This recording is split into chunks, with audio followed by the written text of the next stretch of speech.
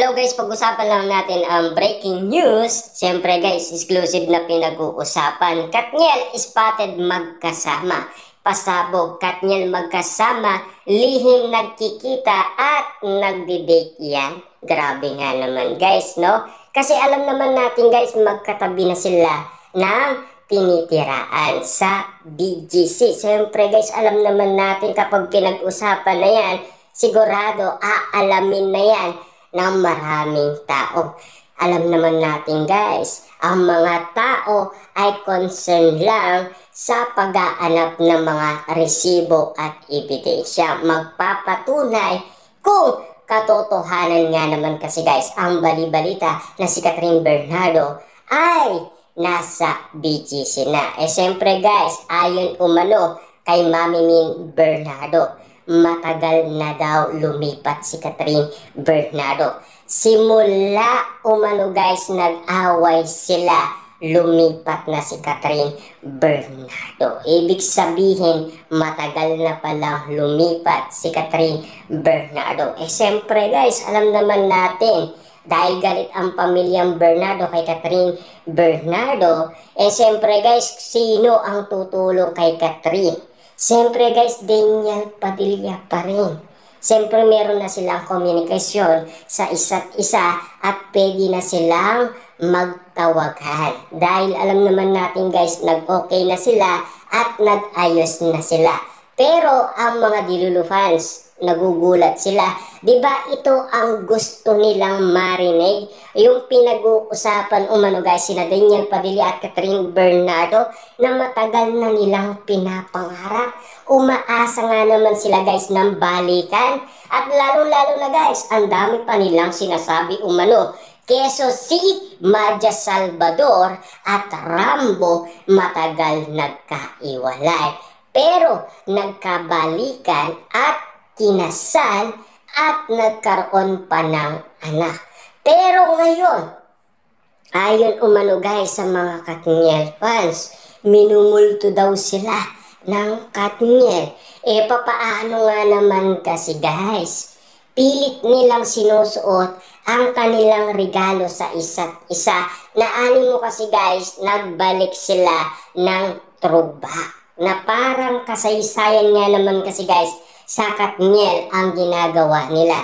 Yun pala guys, bilang suporta umano sa pumanaw na leader ng Katniel fans. Ibig sabihin, nagbibigay sila ng respeto at pagmamahal kasi doon nila nakilala umano guys sina Daniel Padilla at Catherine Bernardo. Na alam naman natin kasi guys, magpapakita sila ng suporta at pagmamahal kay Tita Che, ang leader ng Katniel fans. Ibig sabihin, magpapakita sila kay Tita Che ng pagmamahal at respeto. Ibig sabihin guys, yun ang pinapakita ng Katniel. Kasi alam naman natin guys, bilang paggalang umano. At lalong-lalo na guys napakabait ni Tita Che. Kasi alam niyo naman guys, no, si Catherine Bernardo noon, binibigyan niyan guys ng franchise ng salon niya. Pero ayaw ni Tita Che. At lalong-lalo na guys, namigay pa yan ng mga ticket sa mga PWD at mga buntis para hindi na sila makipagsiksikan pa sa sinihan noon November 13, 2024 dahil sa moving Hello Love Again. Yun ang nag-set up guys, si Tita Che. Kasi alam naman natin guys, no, ang bali-balita nga naman kasi, alam naman natin guys, si Catherine Bernardo, mahal niya pa si Daniel Padilla. Siyempre mahirap bitawan guys ang 11 years pagsasamahan ni Daniel Padilla at Catherine Bernardo. Ayon umano guys kay Jake Costura, dahil na-interview yan ni Ogie Diaz. Kung pwede ninyo guys mapanood yan, pwede nyong hanapin si Ogie Diaz sa social media, sa kanyang YouTube. Pwede nyong mapanood yan kung ano ang sinasabi ni Jake Costura at kung bakit nga naman guys gumagawa ng akbang si Daniel Padilla.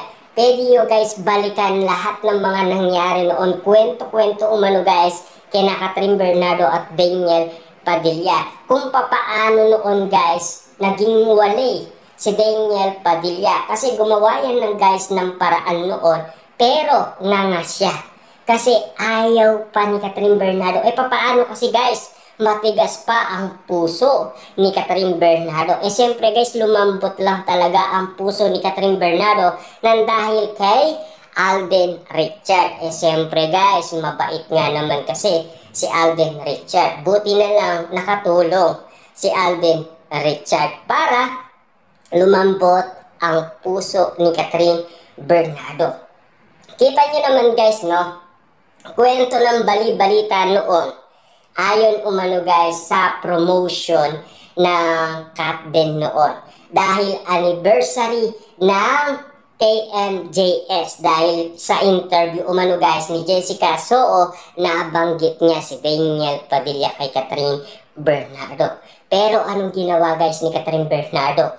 Umiyak ng todo. Grabe. Mukhang napakasakit talaga kay Catherine Bernardo. Doon nakita ni Alden Richard na mahal ni Catherine Bernardo si Daniel Padilla. Pero yun guys, ayon kay Alden Richard, pwedeng i-cut down nila yung moment na yun na si Catherine Bernardo ay umiyak ng todo dahil sa interview umano ni Jessica Soo. Kasi nadama yun guys sa kanilang interview umano ang pangalan ni Daniel Padilla na ayaw umano guys maalala or marinig man lang ni Catherine Bernardo. Kasi last 2024 guys, no? Nung nasa pa sila, Thailand, kasi si Catherine Bernardo ay nag-New Year sila sa Thailand, buong pamilya noon.